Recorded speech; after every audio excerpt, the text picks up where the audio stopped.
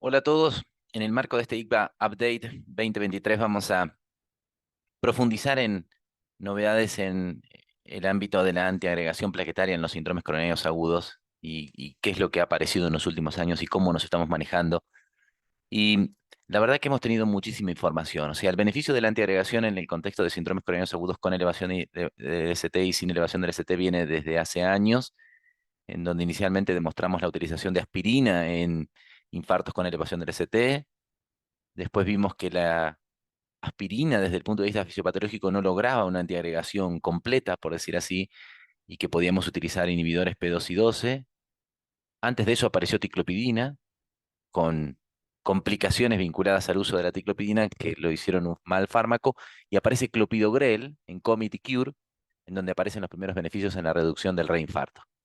En otra época, con otro tipo de angioplastia, ¿no? Por supuesto, pero sí mostrando beneficios y mostrando que había una oportunidad de mejora para ellos.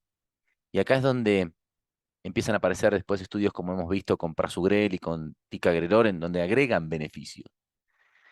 Y lo que hemos entendido en los últimos años es que el beneficio que adicionan los antiagregantes, cuanto más potentes son, es un beneficio precoz y tiene que ver con la reoclusión de la arteria tratada o tiene que ver con el reaccidente de placa o el no accidente de placa de una placa vulnerable que a lo mejor no estabilizamos o que no identificamos como vulnerables, ¿no? Ese es otro tema de discusión que en la plenaria se va a tocar, o sea, identificar las placas vulnerables, algo que todavía nos falta. Entonces, hay un beneficio precoz en la utilización de utilizar antiagregantes, en la estrategia de utilizar antiagregantes potentes, y esto se ve en todos los trabajos, en donde las curvas se separan tempranamente, y va a favor de eso. Obviamente, el precio a pagar, todo tiene un precio, por utilizar antiagregantes potentes es el aumento del sangrado, pero parece que el aumento del sangrado no es, las curvas ahí se separan un poco más lento. Entonces, si hay un beneficio precoz, parece que podríamos justificar la utilización de antiagregantes potentes incluso en pacientes con un riesgo hemorrágico un poco más elevado, o sea, cambiar ese umbral en cuanto al beneficio. Y eso es lo que hemos ido planteando, ¿sí? Eh, Pagar el menor precio posible desde el punto de vista hemorrágico, aprovechando el máximo beneficio posible desde el punto de vista antitrombótico. Entonces, el concepto de preocuparnos y que el riesgo trombótico es más alto al principio y el riesgo hemorrágico es más alto después, ese concepto es el que ha ido haciendo mella y que cada vez lo utilizamos más y cada vez tenemos menos miedo a los cambios de antiagregantes. ¿Con qué utilizamos alta potencia inicial? Bueno, Prasugrel definitivamente tiene muchísima potencia, no tiene resistencia, como veremos después, y ha demostrado beneficios en Triton 38, y lo mismo pasó en Plato con Ticagrelor, en donde en Plato, y esto es algo muy a título personal, la diferencia no se nota tan rápido, les vuelvo a mostrar la gráfica de Triton como en Triton, como con Prasugrel. Y eso me parece que es un poco lo que explica los resultados de ISAR-REACT 5, aunque es a título personal y es un punto de eterna discusión de por qué en ISAR-REACT 5 Prasugrel fue superior. Tiene varias cosas, no solamente la droga, sino las estrategias. Em, Ahora, utilizar el antiagregante potente, uno podría decir, bueno, mantengo el antiagregante potente. No, no, no sé si es necesario. Obviamente, si el paciente no tiene un riesgo hemorrágico elevado, no tendríamos que estar corriendo ningún riesgo haciendo switch. Entonces, si el paciente tiene un riesgo hemorrágico bajo, no hagamos switch, mantengamos 12 meses y después veamos qué hacemos después de los 12 meses, que es otro punto, como prevención a largo plazo. Pero si el paciente tiene un riesgo hemorrágico intermedio alto, que es lo que pasa en el 40-50% de los pacientes y que cada vez va a pasar más a medida que la edad de los pacientes aumente, de los que tratamos es no nos expongamos al riesgo hemorrágico porque sabemos, y eso ya lo aprendimos y lo tenemos hecho carne, de que el sangrar es a veces tan grave como tener un evento isquémico. Los sangrados mayores son tan graves como los reinfartos, para que tengan una idea, desde el punto de vista de mortalidad. Entonces, si mi paciente tiene un riesgo hemorrágico considerable, bueno, no tiremos de la cuerda manteniendo el antiagregante potente y bajemos la potencia. ¿Cómo bajamos la potencia? Una opción, que es la que utilizamos durante muchos años, es la de optimizar el tiempo de doble entregación plaquetaria y decir, bueno, el tiempo de doble entregación que el paciente necesita es este. Y la otra opción es mantener esquemas bajando potencia, bajando potencia. Entonces, que es algo que se mezcla en realidad. Cuando uno ve los resultados de MasterDAC, que es un ejemplo de trial, bueno, MasterDAC es un estudio moderno en donde se utilizaron stents que hoy podríamos hacer de máxima tecnología, o sea, tecnología disponible, endotelización rápida, buena aposición, bajo riesgo trombótico, todas situaciones favorables en pacientes con alto riesgo hemorrágico y se los randomizó. Eran una mezcla, all comers, agudos y crónicos. Lo que tenían en común eran criterios de riesgo hemorrágico que fueron muy amplios, por otro lado, a utilizar una terapia corta de un mes y después mantener una monoterapia con aspirina o clopidogrel, fue 50 y 50, lo cual este es el problema de los estudios pragmáticos de la vida real, ¿no? O mantenerla. Y lo que se pudo ver es que definitivamente, obviamente, ir hacia una interrupción de la doble entregación reduce los eventos hemorrágicos, definitivamente, eso es algo razonable. Pero por otro lado, no aumentó los isquémicos. En este grupo de pacientes en donde están mezclados los crónicos con los agudos, en donde el stent está muy bien puesto, el riesgo de la trombosis del stent es extremadamente bajo, los pacientes están muy controlados y los pacientes tienen alto riesgo hemorrágico. En este escenario, en este escenario más tardado fue un estudio positivo. Pero no sé si es la vida real esto, por más que... Y por otro lado, cómo aplicar los resultados. O sea, que es lo mismo dejar aspirina que dejar clopidogrel. Hoy sabemos por House Exam que parece que no. Personalmente creo que clopidogrel es superior a aspirina con menos eventos hemorrágicos. Entonces me parece que si tengo que bajar la potencia, porque no puedo utilizar el potente durante 12 meses porque el riesgo es alto, ahí puedo desescalar. ¿Y cómo desescalar? Hay terapias que, ustedes ya saben que, pero bueno, siempre aparece la pregunta, bueno, ¿por qué no desescalo y me quedo solamente con aspirina?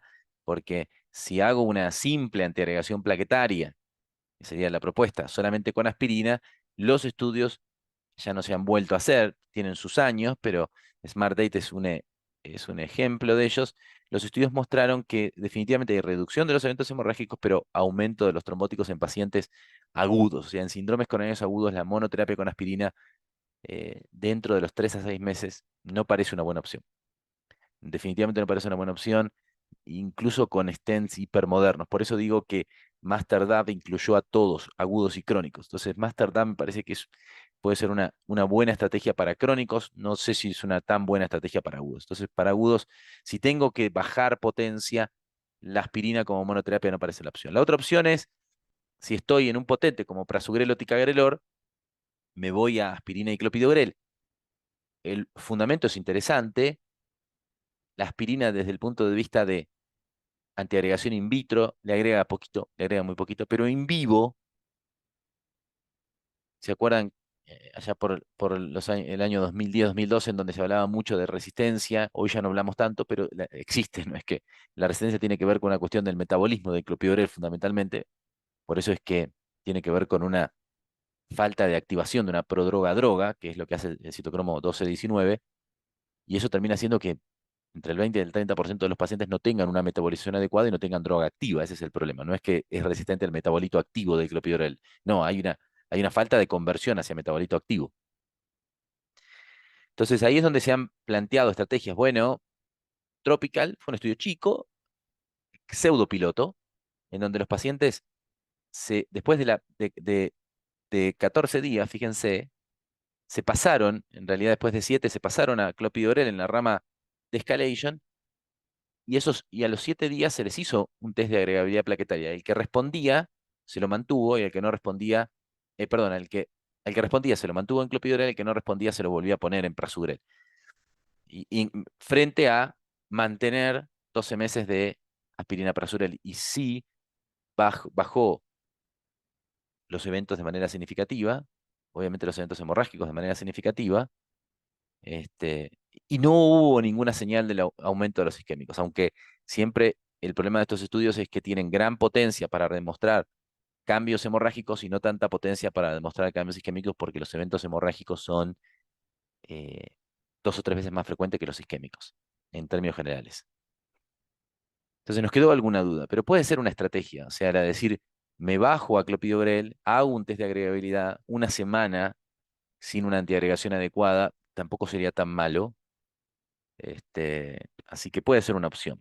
Talos fue un estudio asiático en donde los pacientes sin ningún tipo de test de agregabilidad se pasaron todos después de aspirina, ticagrelora, clopidogrel.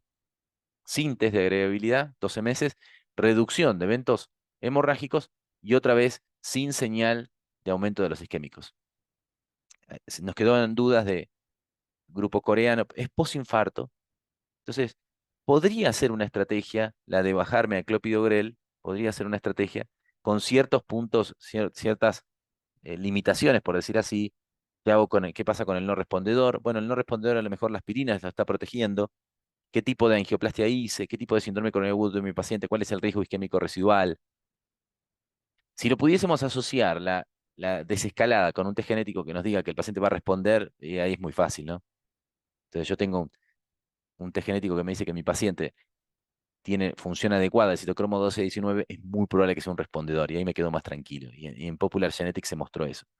Hoy por hoy, los estudios genéticos de estas características son estudios genéticos mucho más baratos que estudios genéticos para otras cosas, porque es un pequeño panel, pero de todas maneras, este, eh, son costosos, y sobre todo para Argentina. Para el mundo por ahí no tanto. Hablar de un estudio que puede costar $300 por ahí no es tanto. Y es un estudio muy rápido, o sea, es casi un bedside que uno puede hacer y saber si hay mutaciones que generen falta de la función del 12-19 o no.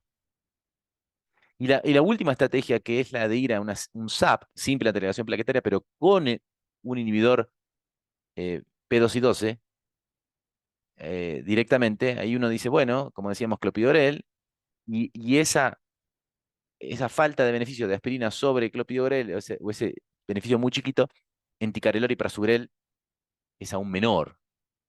O sea, ¿cuánto? In vitro, por supuesto in vitro. Y por otro lado, cuando hablamos de ticagrelor y prasugrel, no hay no respondedores. No hay no respondedores. Si miramos clopidogrel como monoterapia, StopTap nos mostró una no inferioridad muy interesante, pero cuando StopTap analizó pacientes con síndrome coronario agudo, ahí apareció una alarma. Ojo, no hubo test de agregabilidad de ningún tipo. Después del mes, los pacientes pasaron a simple agregación plaquetaria con clopidogrel en StopTap sin ningún esquema específico, sin ningún esquema específico. Y fíjense, reducción significativa de los eventos hemorrágicos, aumento significativo de los eventos del reinfarto. Es prohibitivo ese aumento desde el punto de vista estadístico, no desde el punto de vista a lo mejor numérico, pero prohibitivo. O sea, la monoterapia con clopidogrel no parece una estrategia con una evidencia sólida. Y si vamos a la monoterapia con ticagrelor, ahí, ¿qué tiene distinto? No hay resistencia, no hay necesidad de hacer un test de agregabilidad específico. Twilight mostró en all comers beneficio, 40% de reducción de los sangrados, sin señales de aumento de los isquémicos, y Twilight ACS mantuvo ese beneficio sin ninguna señal en un número importante de pacientes, por más que no fue un estudio específicamente diseñado en síndromes coronarios agudos, pero son 2.000 pacientes por rama con síndrome coronario. Así que con sus consideraciones aparece eso. Prasugrel como monoterapia, personalmente me parece muy interesante y lo he utilizado, porque si yo empecé con prasugrel, después tengo que ir a monoterapia con ticagrelor, es un switch, entonces uno dice, ¿por qué no voy a monoterapia con prasugrel? No hay resistencia. Bueno, no hay evidencia para esto, solamente hay un estudio piloto que por ahora no tiene indicios de continuarse por una cuestión de sponsoreo, no por una cuestión de interés médico, lamentablemente, en donde la monoterapia con prasugrel desde el piloto no aumentó las trombosis del stem. Entonces, ¿qué tenemos con todo esto? Bueno, la opción uno es, si mi paciente, vuelvo a decir, si mi paciente tiene bajo riesgo hemorrágico y alto isquémico, voy con potencia plena 12 meses. No nos pongamos a hacer cambios. Potencia plena 12 meses, baja chance de eventos hemorrágicos, eh, Plato, Triton, son estudios sólidos, mantengamos eso. Ahora, mi paciente tiene un riesgo hemorrágico prohibitivo, utiliza anticoagulación y ahí no nos queda otro que aspirina y clopidogrel. En el medio, y hay muchísimos pacientes en el medio, puedo pensar en alta potencia inicial con aspirina y ticagrelor y después bajarme. Y en esos descensos, y este es un estudio que publicamos con el grupo francés de Pierre Sauret, que está Open Access, lo que lo que hicimos fue decir, bueno, este repaso que yo hice, hay some concerns, más o más serio para alguna información y menos concerns para otro. Entonces, la terapia, bajarme a clopidogrel, guiado, ya sea monoterapia o ya sea doble integración con clopidogrel guiado por test de agregabilidad plaquetaria o test genético, suena muy bien. Irme a clopidogrel como monoterapia suena muy mal. Irme a ticagrelor en, en monoterapia después de los 3 meses sin eventos suena bien como Twilight. Irme a prasugrel tiene poca evidencia. Entonces, hoy por hoy, lo que hacemos es, bueno, o me voy a aspirina clopidogrel, me voy a aspirina clopidogrel, como mostramos, si lo pudiésemos guiar mejor, o me voy a ticagrelor monoterapia, que es la segunda opción. O sea que en la práctica, ¿qué es lo que nos ha dejado a nosotros en, en el último año? Y diría, opción uno, doble entregación potente, bajo riesgo hemorrágico. Opción 2, doble entregación suave, en el caso de aspirina clopidogrel. Opción 3, muchos pacientes, y es lo que hoy hacemos en esto cardiovascular, y tratar de identificar esos pacientes y hacer aspirina ticarelor 3 meses, y después me bajo a ticarelor, aspirina ticarelor 3 meses, y después me voy a aspirina clopidogrel. Esa sería la otra opción. Aspirina para sugrel 3 meses, y después me bajo a ticagrelor monoterapia o me bajo a aspirina clopidogrel. En la práctica termina siendo que el esquema Twilight es más fácil. Retire aspirina y directamente uno le dice al paciente, retire aspirina el mes 3 si no hay ningún evento y mantenga ticagrelor hasta el mes 2. Así que eso es un poco lo que nos ha dejado la antiagregación en el último año. Muchas gracias.